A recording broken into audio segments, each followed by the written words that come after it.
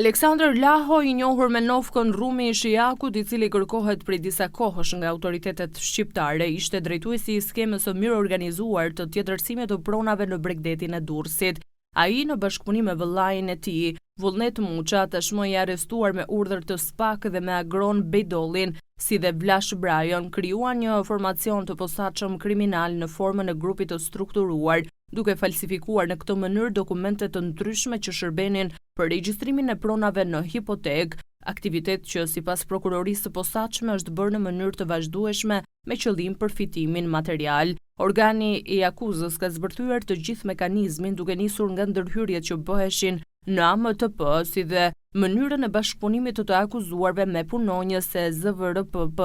Durrës, me qëllim të vetëm tjetërsimin e pronave. Një volum i madh i dosjes hetimore flet për mënyrën se si Rumi i Shijakut dhe bashkëpunëtorët e tij kishin arritur deri tek falsifikimi i regjistrave të pronave të vitit 1929, madje në një bisedë që ai zhvillon me vëllain e tij, interesohet edhe për hapësirën te ura e Dajlanit, duke i kërkuar Vullnet Muçës të çojë atje disa punëtorë në mënyrë që të duket sikur zona ka pronar. Në dosjen e hetimit zbardhet një bisedë e zhvilluar në 27 gusht të vitit 2020, ku Vullnet Muça i dërgon Aleksandër Lahos foto të fletëve bosh të radhorit të transkripteve të vitit 1929, të cilat janë pastruar nga shkrimi me bojë të kuqe. Gjykata e posaçme caktoi masën e sigurisë arrest në burg për Vullnet Muçën, Vlash Brahajn, Enea Kume dhe Astrit Avdyli. Ndaj Edlira Avdylajt u caktua masa ndalimi daljes jashtë shtetit, ndërsa në kërkim janë shpallur Aleksandër Laho, Aldo Avdyli dhe Alfred Doka.